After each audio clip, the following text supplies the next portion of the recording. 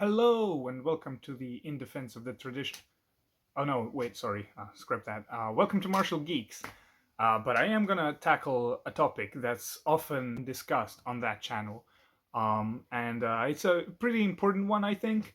And I've just been thinking a lot about it because I've seen more and more recommendations showing up in my feed when it comes to Mizner. A lot of Mizner stuff is showing up.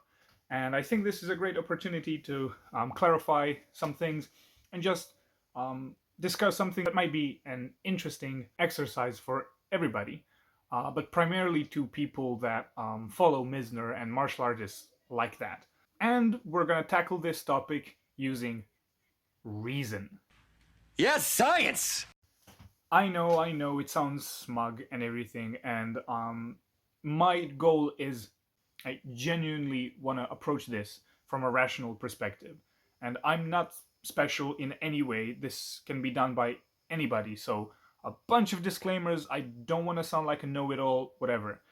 But, again, if I see something that is demonstrably wrong, that it has to be addressed, I will address it. So, yeah, here we go. So, first, I'll start with a question, and that's directed primarily to Mizner fans and fans of people like martial artists that demonstrate this type of quote unquote magic techniques.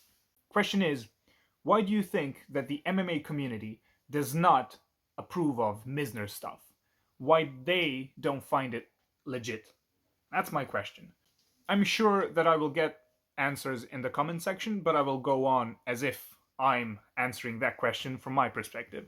Let's start off with this.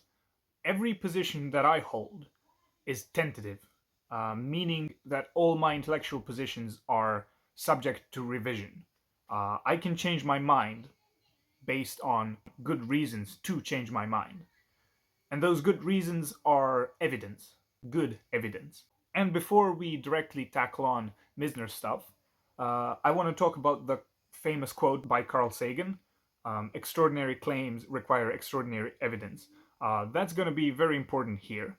And I want to talk about it a bit because recently that quote is sort of getting some flack in the community of sort of the fringe sciencey people. They often attack the quote in the sense that it cannot be true simply because we haven't defined what extraordinary claims are. For instance, their logic is same claim to one person can sound extraordinary, to the other not extraordinary, just ordinary. And they say that the overall quote is a problem, so that if a person finds it ordinary, they don't have to present extraordinary evidence. The problem is they absolutely do have to, and I'm going to explain why. Whenever a person like Mizner makes a claim that challenges the status quo, challenges the scientific understanding that we as humanity have, not individuals, just what we all accumulated over time as knowledge, and knowledge being justified true belief. If there's somebody who's challenging that, makes claims that actively contradict all the accumulative knowledge that was gained through inductive methods, then it's their job to prove those claims. Burden of proof is on them. Whether or not ultimately their ideas are true or false, regardless of that, it's their job to prove it. Because if we were not to follow that logic, if we were to do what a lot of Mizner apologists and people like that often say, well, you as an MMA fighter or whatever, you go and prove that Mizner's fake. You go there and do this, you that. It's not my job. We can engage in the debunking of it. Martial artists, MMA fighters have been doing that for years. We have mountains of evidence of that from Zhu Zhaodong, Silala, many countless people that have done that exact thing.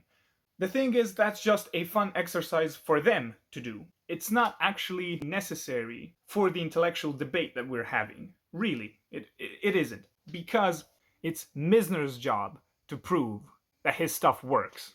If it was our job to do that instead of Mizner, everything would fall apart. The entire enterprise of science in the world would just go to shit, like right away. Because you then would have to accept every claim, every unjustified belief, every worst take you've ever heard in the world, and then work backwards and go through each one and see which are true, which aren't. And that's just humanly impossible. It makes zero sense. What does make sense when you have this entire world and the universe that we are exploring, what makes sense for us to do is to do inductive reasoning, which means you start with nothing, with no information, you observe, you gain evidence, and then you base your positions on that evidence. And then you change your positions based on better evidence. That's how science works. And we do that specifically to avoid the problems of addressing every single little thing that's impossible to address.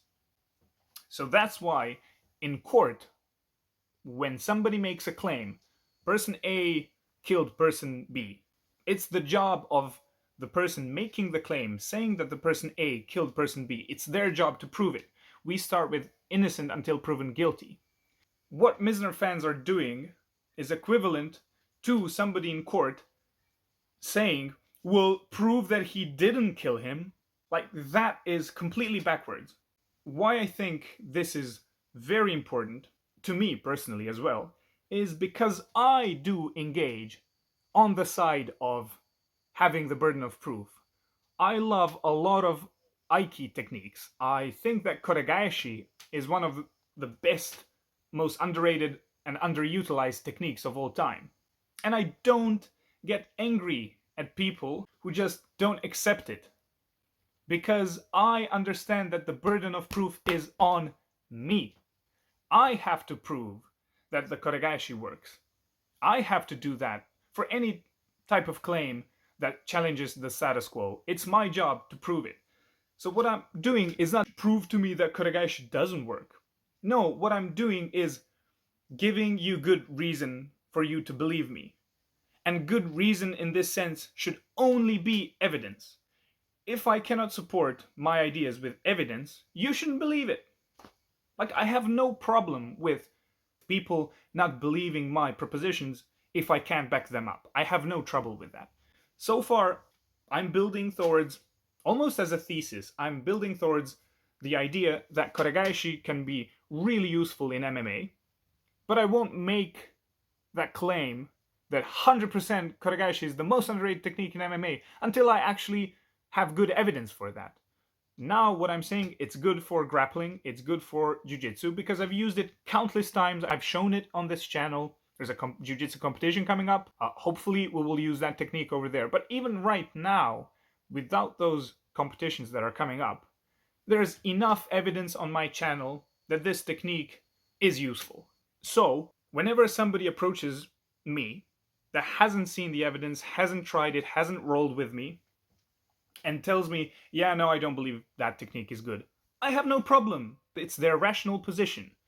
They're actually holding the right position. They're not accepting belief, and there's good reason for it. I have to present them good reasons. It's my job. So people like Mizner should do the same thing. It's not that we're discussing black and white, just this sucks, this doesn't. This is a bit more nuanced than that. And I see no reason for people like Mizner not to do that.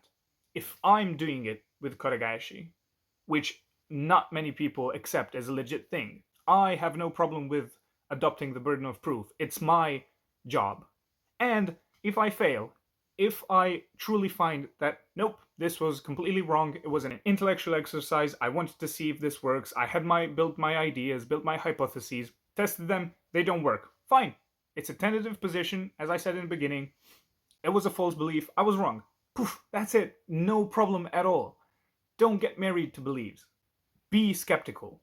And not skeptical in the sense how the word is commonly used, where you just don't believe anything. No, it's the proportionality of your beliefs and the evidence or good reason for those beliefs. That's what matters. That's what the quote by Carl Sagan, extraordinary claims require extraordinary evidence. That's what that quote actually means. Not what's extraordinary, ordinary, it's the proportion that's important. So if somebody tells me yesterday I did an insane jumping double leg takedown, I'm not gonna go, oh, I'm a skeptic, I don't believe you. No, because there's enough reason to believe that the person wouldn't be lying. We know that people do that technique all the time. We have seen evidently that it's one of the best grappling techniques of all time. Like there's no reason for me um, not to accept their claim right away. But when I say, "Oh, I did awesome kotegaeshi last night," and somebody goes like, "You sure?" I'm not angry at them. It makes sense. It's my job. I go, "Yeah, I did kotegaeshi. I think it's a very underrated technique, and I get it quite often. Let's roll." Poof! I hit it. I've been in that position. I've showed it on my channel. So why can't Mizner and people like that adopt that position? Why? My suspicions are because that shit doesn't work. But again, I could be wrong. And they could definitely one day show and poof, enough evidence. No, this is real. Somehow it went against everything that we know about science. But in your head, you should always leave room for that possibility. But it should be very tiny because it should be proportionate to everything that we know. So, yeah, I think I rambled on long enough, but I guess this might be an interesting video for people to think about and discuss and explore. I'm sure I'm going to piss off a lot of people. To those people, I'd say, look, it doesn't take much. Take an interest in science and philosophy, specifically propositional logic and epistemology. Go watch Armchair Violence. He's awesome when it comes to like philosophy and martial arts. He pisses off people too, but he's actually holding all the right positions for the most part. But they're all tentative, so it's a-okay. But yeah, that's about it. Martial Geeks signing off. Soon we're gonna fight. We're gonna have a lot of footage and a new camera and a big channel update. Until then, take care. Thank you guys for watching.